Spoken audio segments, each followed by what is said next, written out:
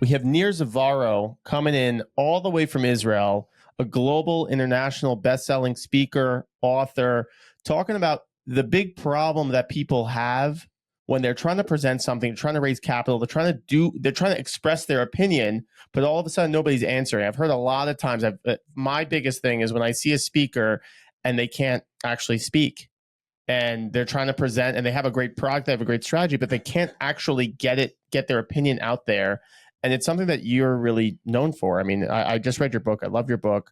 I actually took some of it for myself. I used to do some slides. Now it's like, oh, how do I transition out of that? But a good friend of mine from Israel, thanks for coming.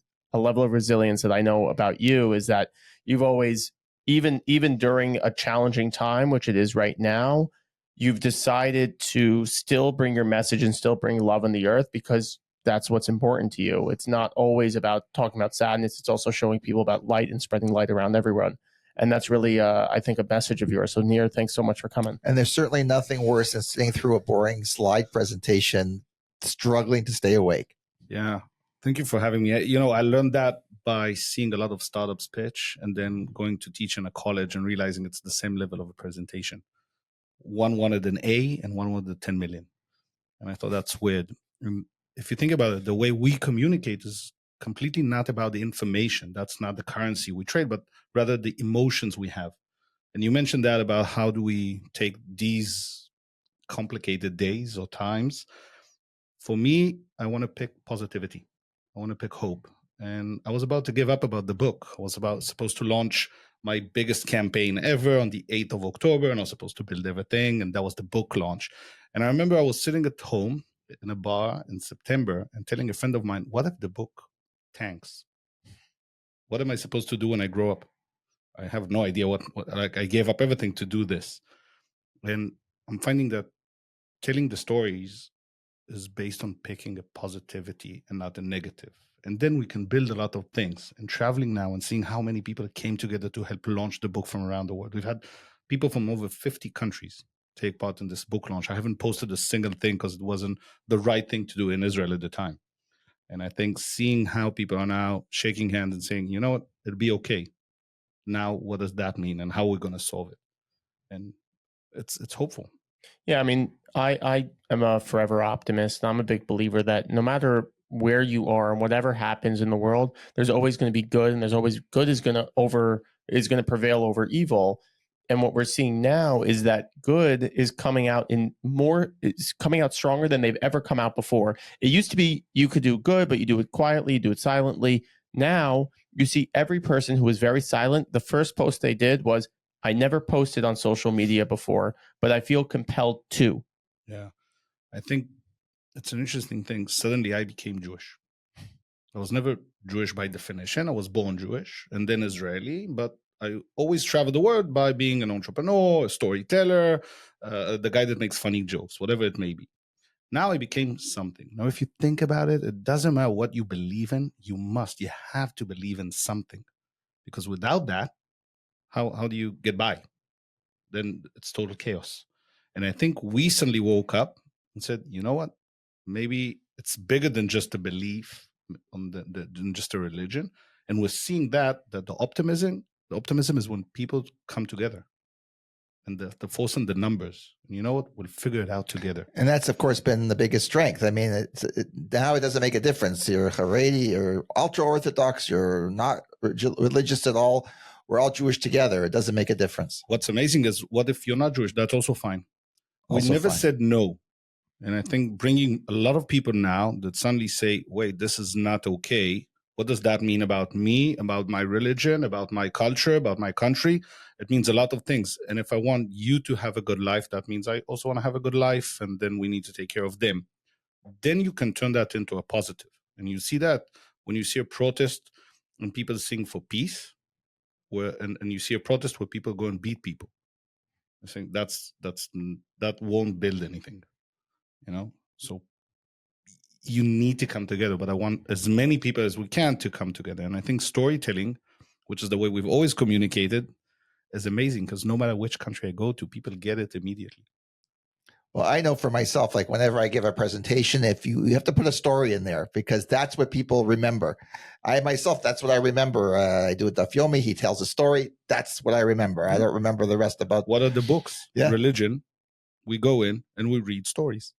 We tell the stories and we pass them on generation to generation. Yep. And there's life lessons. There's everything you need that brings people together. People would sit around the fireplace or around the synagogue. In the synagogue, it doesn't matter. Yeah, I mean, it's in sales and business.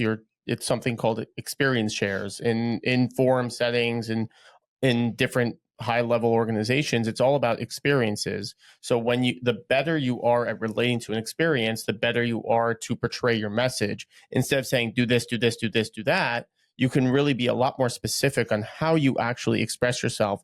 We went through this sales training course. And every single time you would get resistance, the concept was a client would say, okay, well, you feel that tension, you immediately go into something called an experience share. You'd say, well, this happened in my life and this client did this, and they were able to get out of that tough time. Does that relate to you? Yeah. Why do people say I don't like salespeople? Because someone goes in and pushes and let's say the logical way of pushing you. If you buy this, it would be good for your life, but that's not how we think. That's not how we measure. In the book, I explained that first and foremost, we tell a story to make me feel something, right? So I need to understand what is the message that I want to convey and what are the emotions associated with that. The second thing is we do the experience share. We worked with a startup that was fixing a big problem for airlines, right? Like you have the percentage of lost luggage in some airlines is insane and it's costing them a lot of money. And they're able to fix that and track them better and lose less luggage. But for you and me, we don't care. But the three of us understand what it means to stand in front of that belt. You see, you're already smiling. Standing in front of that belt on your way to a vacation, saying, that's mine. No, not mine. This, oh shit, they lost it. No, maybe it's, we know this feeling. And everyone now listening knows what it means. So that's an experience. Yeah, your world is over. When I just came back from Tel Aviv and they only released one of the cartons or whatever, and there was 4. Yeah. And there was like 300 people, and everyone's looking like, did they all lose our like? And it's the thing in schools, like they can't give us all cuts. If nobody shows up, they can't give us all cuts and dock us all. But it was like 300 people that were looking at each other. We're like, are we all in this together? Because this is going to be bad. So imagine we did a pitch for that company where we started from those 30 seconds. That was the hook where you all stand and you see 60 VCs and all the people from the accelerator, everyone standing there. There's probably 100 people and everybody's nodding. And you know the story sold. It's happened to everybody. Amazing. Everybody's happened. And in the book, I say, the best sale is a no sale. I'll sell to the right people. But when I do a short, compelling story to pitch my idea, once everybody's nodded, they understand, they agree, they're there. They're standing in that belt. And now, in a demo day, we have 3 minutes. That means I have 30 seconds of a hook and 2.5 minutes to prove my point. And in the end, funny enough, the actual sale is subconsciously happening by the person listening to the story. They will convince themselves. You'll go home and you'll tell your wife, it's a bit expensive, but I like it. And the guy was this, and you know what? We'll go for it. And you'll call me the next day and say, you know what? I trust you. It was a bit expensive, but we'll go with you. You sold yourself. I didn't sell you. I gave you the right things with the right feeling. And the content was good enough for you to say, I understand what he means. I understand it makes me feel a good way. I can trust the person. Logically, it makes sense. And furthermore, the information he gave me, I can relate. I understand it, or I can pay it. Again, if I can't pay, then I'm out. What is it you're selling? I haven't mentioned before. What is it that you're selling? You know, I started selling snowboards in Israel. That's how I started after the army. I went traveling, fell in love with snowboarding, came back, and I sold in a desert country snowboards for 6 years. When I say to people, I can sell anything. And I remember people would come into the shop. Now, in order to get to the shop, you had to drive to the south side of Tel Aviv, find parking, pay for that parking, find the shop in this weird place, and go in. And people would say, I'm just here looking. I'd be like, yeah, you're just here looking. So technically, the sale happened. Now, all I need to see is if I can make the right fit. And I took that later on to doing consulting, my marketing agency for 13 years, working with different clients from Unilever and Microsoft all the way to small businesses. I consulted 70 businesses in food and beverage on how to fix. And everybody came in and said, all we need to do is fix a bit of marketing. In reality, the food wasn't good. The service wasn't good.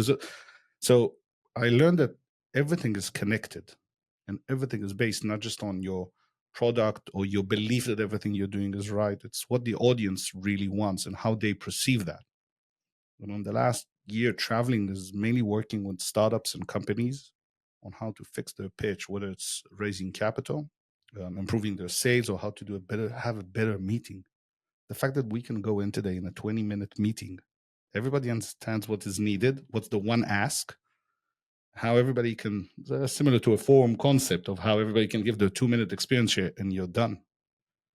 And I think it simplifies life because I believe that storytelling is not a soft skill like we were taught. It is a must skill. And it means that everybody needs to practice. The problem is we're not practicing. And in the workshops, I teach that if you don't write, you cannot measure. I cannot look at what I've done and do it over and over. For me, by the way, these podcasts or the workshops, I record everything and I review them for hours. And I just, like a basketball player, I just need to find the one better word, for the next time. Yeah, well, we found that when we were doing our podcast at the beginning, we went crazy and we did podcast after podcast after podcast, and we recorded 40 podcasts. We would do 3 or 4 a day. Why? And then I'd listen to them. He'd get burnt out, but he's a big baby about everything. It's way too much. He's always going to find something to complain about. There's a lot to complain about because you gave me a lot of material. All right, it wasn't hard to find. It wasn't hard to find the complaining, but you had no problem picking it up. Well, I mean, that's just what I do. It's fair. I like to bring you constructive criticism. It's not so constructive. Constructive is building how the house. You receive it. When you're blowing up the house, that's not construction. I feel like destructive. I feel like I'm in a family Shabbat dinner. When people ask, I was interviewed a couple of years ago on a podcast in South Africa, and the guy said, "What's the secret of the startup nation?" And I said, "I'll tell you, but it's a real secret. We love complaining." And he says, "What?" I say, "Listen, I own a bar in the center of Tel Aviv. You go in at 7 p.m., happy hour. The place is packed. Everybody has an idea, right? Like if you stop and you say, who has an idea? I have $1 million. Everybody has an idea. The thing is, we sit in the bar after a working day and we complain. And at a certain point, you'll tell your friend, listen, I can't hear you complaining anymore. Either you solve it or you shut up. Boom, unicorn. That's it. Just to prove the point that I can fix it. We had Hillel Fold on, if you know Hillel Fold. I know him well. So he came on our podcast and he said, and our tip, what was the tip for success? So his tip was, everybody has an idea, but an idea is worthless. Your tech is worthless, but the only thing that really matters is your ability to execute. That is true. And that's all that matters. Google, Apple, Facebook, Uber, they all executed on their plan. All these mid-sized companies, they all execute. The point of it is that, yes, your concept is your product is good. You're good at what you do, but your execution is bad. So go into execution. What would be some of the tips that you would give to business owners who are looking to raise capital, looking to get sales? What would be a couple of those ideas? Yeah, so I learned during the last 6 or 7 years working with startups is that if you tell them they only have 3 minutes to pitch, they say it's not possible. But if I'll offer a 500-word article, that's enough. In reality, it's almost the same. So everything can be constrained to about 3 minutes. Now, if I cannot make the sale in 3 minutes, it's not relevant. Now, I don't need to make the whole sale. Think about it as going to the movies and watching a trailer. You see a new trailer and you say, I love that movie. I want to see that when it comes out. Now, you haven't committed, you haven't paid anyone, but you're interested. You want to know more. So the trailer pitch is not about doing the whole, let's say, every piece of information I need or every piece of data, but rather create an interest where people say, I want to learn more. Now, if we don't write, and that's the main problem, people rely on their slides, but the slides are not the spine, they're not the backbone. And what I've learned, and in reality, is the spine is what I'm actually saying. That's about only 7% of what I'm saying now is the communication. 93% is the actual communication, is nonverbal, right? My intonation, my hand gestures, and everything. That's why a great tip, by the way, for everyone, do the Zoom sessions online standing up, medium shot, because then it conveys better. Yeah, we also hide self-view is key too. Yeah. Hiding self-view, so Yeah. you're not looking at yourself because that's not a natural conversation. So the 3 minutes, if you write them down, you're able to measure. And what's important is that becomes the spine. The more I edit, the more I improve it. I know how to build the key messages. Each paragraph has one key message and the emotions that are attached to it. Now, it's a universal thing. It's not my opinion. We all have the same emotions. Like if I'll smile, you have to smile. That's how it works. So I can control it. The problem is we go and improvise into a session. If you don't improvise, then you can control it. And if you'll ask people after the session, how was it? Most of them say, yeah, I think it went well. Why? You can know it went well. So don't improvise, sit and write and learn how to edit. And that is important. I think that's a key point. I mean, I do it also, but just by doing the exercise, it refines your own thought and your own thinking. So now when you're coming in, you're making your presentation, you're much more to the point. You know what you want to say, you know what you want to do, and it's critical. Where are you getting to people once they start editing? But it's hard to really get it down on paper. Somebody could edit till they die, but if they don't know how to speak, if they don't know how to engage, how are you taking those people? Because a lot of these startups are great products, great tech people. They're great at what they do, but when it comes to the sales side, they cave. So it's you're taking, how are you refining this, and how are you coaching people through that? So we work with a guy that's 2 years ago. He was 29, very heavy accent, Russian accent. He has more degrees than all of us probably together in the room. Crazy smart guy. Doesn't have the BFA. Well, then what good is it? Very smart dude. The problem was when he spoke in English with a heavy accent and the subject that he was working on, I couldn't understand a single thing. I can't understand. We were trying to figure out the way to work with him, and he was committed to doing it. And we were able together with him to simplify. So, and in the book, I explained a lot of things and the whole methodology of how to go step by step. But we needed to ensure that he has a bit more confidence to speak. So he needed to own the words before he was improvising. So the more he practiced, like any actor, right, he became better. Secondly, I teach about how to create 3 tiers of the same pitch. One is if I go and I meet an engineer meets an engineer. They have a different language. I don't understand a single thing. I do marketing. The second level is if that engineer meets a VC that might know a bit more than the average person. And the third level is if they meet a marketeer or any person in a bar and they need to explain it in plain English. Once you have these 3 tiers, it's very simple because you take the same story and simplify it and they can see it. If we don't see it, we're walking in the dark, hoping the message comes across. Why guess? Write it. And I think the more you write, it's very similar. And again, in the book, I explained that it's like running. When I went from couch potato to 10K, at the beginning, it's quite embarrassing actually. But I got better and better. I might not be the best, but it makes me much, much better. Now, the tricks in the book will help you become a better storyteller about everything, every type of story. Now, what will happen is you will start improving that skill when you meet your friends, with your family, at the dinner, whatever, and it becomes part of the process. So you will keep improving. And that's what we're missing today. We do storytelling the same level.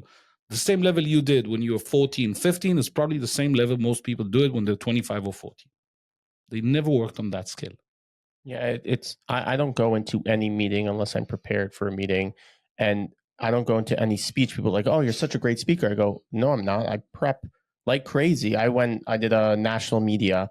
There was one time that I was prepared and I did great and it went viral and it did really well. Then another time I came back and they didn't tell me what I was doing. So I didn't really know. And I kind of came in cold and I didn't feel nearly as confident. And after that, they didn't invite me back. So it's a very interesting thing. When you don't prepare, you're preparing to fail, which is the same thing with finances, financial planning. If you're not preparing your financing, you're not practicing and building the muscle, all of a sudden when you're ready, you're in game time where your actual finances are up to the test, your finances are going to break. But it's really about long-term planning. How are you viewing, how are you looking at money? Because obviously money is a big part of the conversation with these entrepreneurs for themselves. How do you view money in general in life? It is. How are you looking at money? Wow, what a complex question. Gotta say it in 3 minutes or less. Yeah. I think I never looked at money as the goal. It was always like a side thing to everything I did. I think only in the last 2 years, beginning of COVID, I started to put more emphasis. And it's been interesting because I turned that also into a game. And I've done some investments and I've joined some startups, and suddenly I bought real estate. So I think for me, everything about money needs to be a gamification. Then it's a completely different ball game. It's a lot more fun, but it's interesting also what you say, because I have another son in Israel, Tel Aviv, an engineer doing the startup, and I think he could use some of this No question. advice. That's all we're thinking about. Some of He advice. doesn't listen to the podcast. Especially for the bar, like going into the bar, talking about what he does. It's you know that every entrepreneur I met that came to visit in Israel sat in my bar and said, I've made this and this amount of money, and one of my biggest dreams is to own a bar or restaurant, which is one of the worst businesses you can own. Yeah, it's brutal. So I always tell them, listen, let's make a deal now. It costs about $1 million to open a good restaurant in Israel. You send me $1 million cash, and in 9 months I'll send you back $100,000, and you can tell people you had the restaurant. Okay. Bar owner. They can put on their LinkedIn. Bar owner. Bar owner. People love it. But I think that goes with the story is, how do you make a small fortune in Israel? Bring a big one. Yeah. That's last night someone said, I really want to move, but I can't. So why? I said, I'll never have enough money to come back. So I think when you look at money in terms of raising capital, stuff like that, then the conversation post the trailer pitch, they know how to handle that discussion. And again, I assume that they moved on to the, let's say, money part of how much is the investment. That's more technical. And I'll put that into the negotiation side, or a bit of a different session.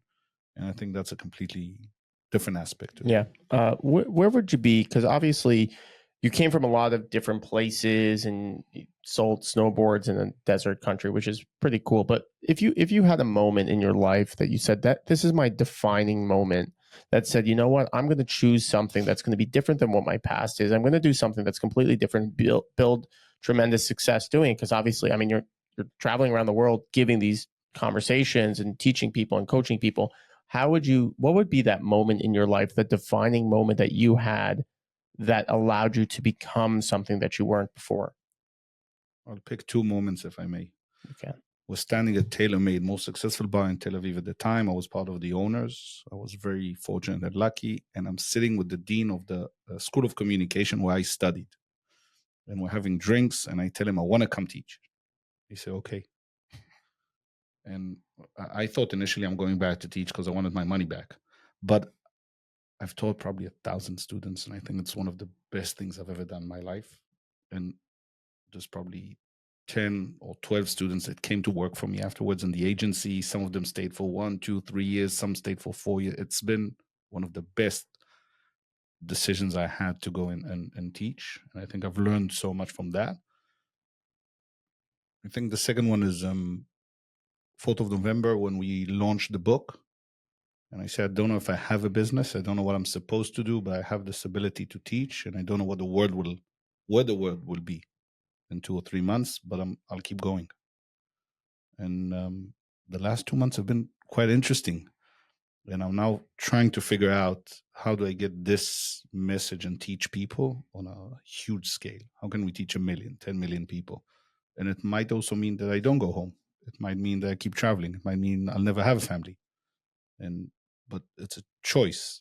And I think it's a pivotal moment in my life. And the fact that I'm willing to even consider it is big for me. Yeah, it's crazy that now is a time for a lot of people to have a wake up call, and for them to make that moment that either they're gonna fight or they're gonna flight.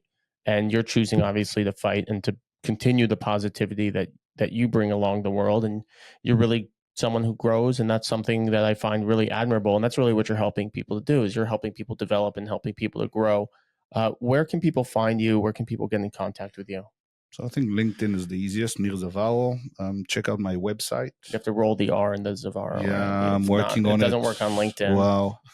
Zavaro. Yeah, I need to work on that. Someone told me I need to start having accent lessons, and I said, no, that's exactly the magic. That's my shtick. Yair complains about his name, but somebody reminded me yesterday, that's how everybody remembers him. Oh, yeah, Yair. Yeah. I know who that is. Zavaro is the way I introduce myself at home. And then when you're traveling, when you say Zavaro, what? And then I say my first name, Nir, and I don't roll the R's. And in Starbucks, it's always a Nil, In 15 years, I've never seen my own name on a Starbucks. So, fair. It's hard. So I could say Nir, Near. They put it a lot. Yeah. So I'm easy. As long as they buy a book, they come to a workshop, I'm easy. But I think the website has been quite amazing, actually, because we had a huge argument about the website. I wanted to have a long about. And the about has a 20-year timeline. And every year, 2 or 3 or 4 things I did that I liked. And people said, that's not how you build an about.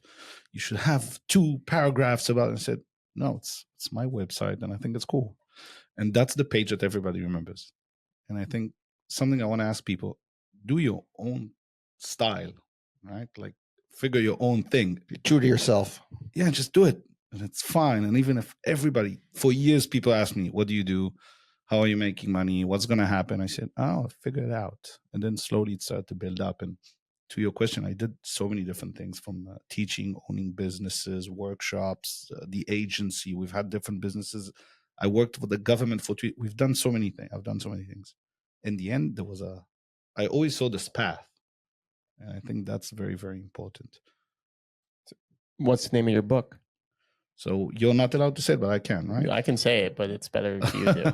So Fuck the Slides is the book on how to create a winning pitch. It's on Amazon. It's on Amazon. We did the bestseller in the first 16 hours. It's going well. I'm starting to see people reach out after they read the book with questions.